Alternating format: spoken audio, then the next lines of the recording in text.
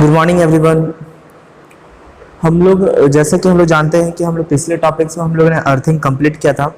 आज जो टॉपिक है अर्थिंग से रिलेटेड ही है, लेकिन अर्थिंग में हम लोग आज जो पढ़ने जा रहे हैं उसका नाम है डबल अर्थिंग। हम लोग अर्थिंग तो करते हैं, लेकिन यदि हम डबल अर्थिंग करते हैं तो उसके क्या लाभ होते हैं आज हम लोग वो जानेंगे। तो जानते हैं किसी भी विद्युत सर्किट या उपकरण को दो अलग अलग अर्थिंग के द्वारा अर्थ करने की विधि को डबल अर्थिंग कहते हैं। इसके क्या बेनिफिट होते हैं, मतलब दो अलग अलग अर्थिंग कर देते हैं तो ये डबल अर्थिंग कहलाता है। एक ही उपकरण को, किसी भी उपकरण को आप यदि डबल अर्थिंग करते हैं, ठीक है, डबल तार ले जाकर के हम उसमें अर्थिंग करते हैं तो वो मेरा क्या कहलाता है, डबल अर्थिंग कहलाता है। तो डबल अर्थिंग क्या बेनिफिट होते हैं, इसके लाभ ये है कि किसी भी कारण यदि एक अर्थ खराब हो जाता है, एक अर्थ यदि काम करना बंद कर देता है तो मेरा दूसरा अर्थिंग जो है उस समय वो वर्क करता है। ठीक है, तो अर्थिंग का पूरा लाभ मिल सकता है जब एक अर्थ की यदि खराब हो जाता है। तो इससे क्या होता है कि मेरा जो इक्विपमेंट है, जो उपकरण है, वो मेरा क्या होता है, सुरक्षित रह जाते हैं।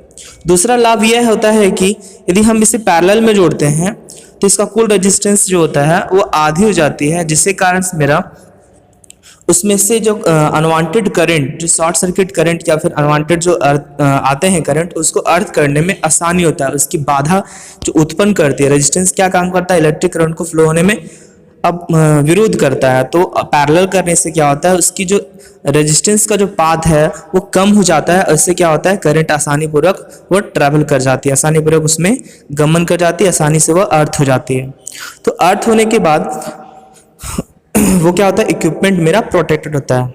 आगे है आपका अर्थ रेजिस्टेंस। अर्थ रेजिस्टेंस क्या होता है, पृथ्वी द्वारा करंट में प्रवाह के लिए पृथ्वी इलेक्ट्रोड द्वारा प्रस्तावित प्रतिरोध को पृथ्वी प्रतिरोध या पृथ्वी के प्रतिरोध के रूप में जाना जाता है। मतलब जैसे अर्थ है हमारा, अर्थ में जो हम लोग करंट फ्लो करते हैं तो वो क्या करते हैं, इलेक्ट्रोड के द्वारा किया जाता है। तो इलेक्ट्रोड में क्या होता है, पृथ्वी का कुछ ना कुछ इंटरनल रेजिस्टेंस होता है, वो क्या काम करता है, अर्थ रेजिस्टेंस कहलाता है। पृथ्वी प्रतिरोध के मुख्य रूप इलेक्ट्रोड तथा शून्य क्षमता की बिंदु के बीच प्रतिरोध होता है। ठीक है, नेक्स्ट आता है आपका reduction in earth resistance. Earth resistance का मान को कैसे घटाया जाता है, अर्थ रेजिस्टेंस के मान को घटाने के क्या क्या लाभ है, इसके उपाय क्या क्या है। तो सबसे पहला क्या होता है, जो आप अर्थ रेजिस्टेंस, अर्थ जो प्लेट्स यूज करते हैं उसका आप क्षेत्रफल को बढ़ा देते हैं, क्योंकि हम लोग जानते भी हैं कि जो रेजिस्टेंस होता है वो इन्वर्सली प्रोपोर्शनल होता है एरिया का। एरिया यदि बढ़ता है किसी भी प्लेट का, किसी भी क्षेत्र का, तो उस केसेस में मेरा क्या होता है, कंडक्टर का एरिया को यदि बढ़ाया जाता है तो रेजिस्टेंस क्या होता है, कम हो जाता है। ठीक है, तो प्लेट का क्षेत्रफल को बढ़ा दिया जाता है, जिससे क्या होता है, साइज बढ़ जाने के कारण क्या होता है, अर्थ रेजिस्टेंस कम हो जाती है।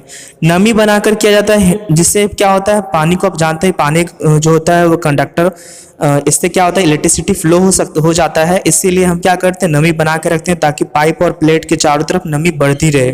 ठीक है, गहराई बढ़ाकर करते हैं। गहराई क्यों बढ़ाकर, क्या फायदा होता है कि प्लेट और पाइप को जो हम लोग अंदर गहराई खोद करके जमीन में जो डालते हैं, इससे क्या होता है, नमी अधिक से अधिक मिल पाती है। नमक और लकड़ी और कोयला डालते हैं। क्यों डालते हैं नमक और लकड़ी और कोयला, इस विधि द्वारा नमक और लकड़ी कोयला डालने से बेनिफिट ये होता है कि जमीन में जो अर्थ है, जमीन में जो अर्थ का रेजिस्टेंस है उसको वो कम कर देता है। उसके बाद नेक्स्ट आता है कि पैरेलल इलेक्ट्रोड डालकर, जब हम इलेक्ट्रोड को पैरेलल इलेक्ट्रोड डालते हैं तो इस विधि में क्या होता है कि दोनों क्या होता है, इलेक्ट्रोड पैरेलल में हो जाते हैं, जिसके कारण क्या होता है, अर्थ रेजिस्टेंस में कमी आ जाती है। अर्थ रेजिस्टेंस जो होता है किन किन चीज़ों पर निर्भर करता है, तो सबसे पहला इलेक्ट्रोड के रेजिस्टेंस पर निर्भर करता है, इलेक्ट्रोड की गहराई पर निर्भर करता है, जमीन की प्रकृति पर निर्भर करता है, और नेक्स्ट है अर्थ प्लेट के क्षेत्रफल पर निर्भर करता है। इन चारों पॉइंट्स में मेरा अर्थ रेजिस्टेंस, अर्थिंग जो होता है वो डिपेंड करता है। तो सबसे पहले क्या है, अर्थिंग संबंधित कुछ टर्म्स हैं, वो चीज़ आप लोग जानते हैं। अर्थिंग संबंधित क्या क्या टर्म्स है, तो सबसे पहला टर्म आता है अर्थ इलेक्ट्रोड, उसके बाद आता है अर्थिंग लीड, उसके बाद आता है अर्थ कंडक्टिंग कंडक्टर। तो अर्थ इलेक्ट्रोड पहले क्या होता है, अर्थ इलेक्ट्रोड क्या होता है कि यह एक धातु पाइप होता है, प्लेट होता है, पाइप या प्लेट होता है, जिसको हम अर्थिंग के लिए जमीन में दबाकर इससे अर्थ प्राप्त किया जाता है, उसे हम लोग क्या करते हैं, अर्थ इलेक्ट्रोड। जो हम लोग इलेक्ट्रोड और प्लेट या पाइप हम लोग जो डालते हैं, जो जमीन में डालने के बाद दबा दिया जाता है, उसी को हम लोग क्या करते हैं, अर्थ इलेक्ट्रोड कहते हैं। अर्थिंग लीड क्या होता है, अर्थ इलेक्ट्रोड को जोड़ने वाली जो तार होती है उसे हम अर्थिंग लीड करते हैं। जो उपकरण से लेकर के जो इलेक्ट्रोड के साथ जो कनेक्टिविटी जो मेंटेन करके रखेगा उसे हम क्या कहेंगे, अर्थ लीड कहेंगे। उसके बाद नेक्स्ट आता है अर्थ कंडक्टिंग कंडक्टर। वह तार जो अर्थिंग लीड से जोड़ी जाती है और अर्थ कंडक्टिंग कंडक्टर कहते हैं। अर्थिंग लीड से जो तार जोड़ करके उपकरण में हम लोग लगाते हैं वो मेरा क्या कहलाता है, अर्थ कंडक्टिंग कंडक्टर। वो कंडक्टिंग इसलिए बोला जाता है क्योंकि वो इलेक्ट्रोड के साथ हमेशा कनेक्टिविटी बना कर रखता है, एक पाथ बना कर रखता है, इसलिए हम इसे क्या बोलते हैं, अर्थ कंडक्टिंग कंडक्टर बोलते हैं। यह जो होता है GI तार का हो सकता है, तांबे का तार का भी हो सकता है और एल्यूमिनियम की तार का भी हो सकता है, तो किसी भी प्रकार का ये हो सकता है। कुछ इंपॉर्टेंट टर्म्स हैं वो आप लोग जानें कि किसी भी लीकेज करंट जो होता है, लीकेज करंट में जो छूट होता है वो 1/5000वां भाग होता है फुल लोड करंट का। नेक्स्ट होता है कम से कम इंसुलेशन जो रेजिस्टेंस रखा जाता है अर्थिंग में वो 50 आउटलेट की संख्या मेगा ओम में रखा जाता है। तो आउटलेट की संख्या बराबर क्या होता है, पॉइंट प्लस स्विच। ये जो टर्म्स है वो आपके नोट के लिए है, ठीक है, जो इंपॉर्टेंट है आपके लिए।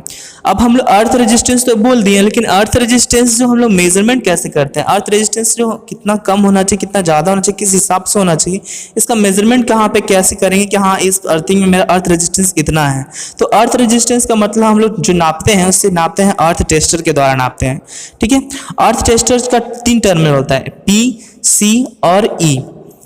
PC इस प्रकार से जोड़ा जाता है कि E जो टर्मिनल होता है, P और C टर्मिनल जो होते हैं लोहे के छड़ के इलेक्ट्रोड के साथ जोड़ा जाता है, ठीक है, और E जो टर्मिनल होता है वो अर्थ के साथ जोड़ा जाता है। जोड़कर जमीन में E और P टर्मिनल को दूरी कितना रखा जाता है, 25 मीटर की दूरी पर रखा जाता है, और E और C के टर्मिनल को 50 मीटर की दूरी पर रखा जाता है। फिर हैंडल को हम लोग घुमाते हैं और हम लोग रीडिंग नोट करते हैं कि कितना रीडिंग है। 1 से 3 ओम होती है तो वो एक अच्छा अर्थ रेजिस्टेंस है, क्योंकि अर्थ रेजिस्टेंस जितना कम रखा जाता है उतने अच्छे से मेरा अर्थिंग होता है। जैसे आप यहाँ इस फिगर में देख पा रहे हैं कि ये जो इलेक्ट्रोड है C और P देख रहे हैं आप, यहाँ पे देखिए E है, E से C के जो डिस्टेंस रखा गया है वो 50 सेंटीमीटर का रखा गया है, और P से जो C का डिस्टेंस रखा गया है वो 25 सेंटीमीटर का रखा गया है, और E से जो P का डिस्टेंस रखा गया 25 सेंटीमीटर का रखा गया। तो ये मेरा अर्थ टेस्टर होता है, और ये जो हैंडल है इसी हैंडल को हम लोग घुमा कर अर्थ मेजरमेंट, अर्थ रेजिस्टेंस का मेजरमेंट करते हैं, ठीक है। अर्थ लीकेज सर्किट और सर्किट ब्रेकर क्या होता है, अर्थ लीकेज सर्किट ब्रेकर क्या होता है, ELCB, इसे हम लोग बोलते हैं ELCB क्या होता है। तो अर्थ लीकेज सर्किट ब्रेकर जो होता है ये परिपथ को सुरक्षा प्रदान करता है, अर्थ फॉल्ट को मेजर करने, अर्थ फॉल्ट से परिपथ का सुरक्षा प्रदान करता है।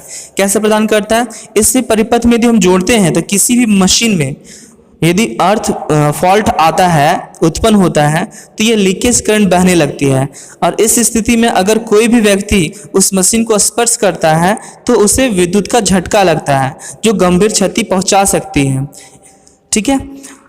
अर्थ फॉल्ट जो होता है परिस्थिति में अर्थ लीकेज सर्किट ब्रेकर उस मशीन को विद्युत स्रोत को हटा देता है और मशीन से लीकेज करंट को बहना बंद कर देता है। मतलब किसी भी उपकरण में यदि अनवांटेड करंट आ रहा है तो ELCB जो होता है उसे क्या करता है, कट आउट करने का काम करता है। ये सर्किट ब्रेकर क्या काम करता है, उसे हटाने का काम करता है, जो लीकेज करंट आता है उसे हटाने का काम करता है, जिसके कारण आपको शॉक नहीं लगता है। ELCB जो होता है वो 2 तरीके का होता है, वोल्टेज ELCB एक होता है और एक करंट ELCB होता है, जिसको करंट ELCB को हम लोग RCB के भी नाम से जानते हैं। RCB का फुल फॉर्म क्या होता है, residual current circuit breaker, residual current circuit breaker, जिसे हम लोग करंट ELCB के भी नाम से जानते हैं, ठीक है। तो ELCB क्या काम करता है कि किसी भी इक्विपमेंट में जो लीकेज करंट आता है उसे कट आउट करने का काम करता है, ठीक है। आज के लिए बस इतना ही, मिलते हैं नेक्स्ट वीडियो में नए टॉपिक के साथ। Thank you.